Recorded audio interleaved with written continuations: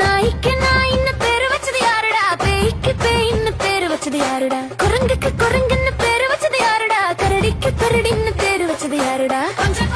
ஏ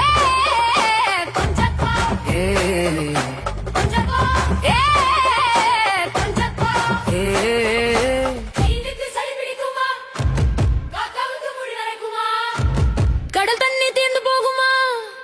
மலைதான் நகர்ந்து போகுமா?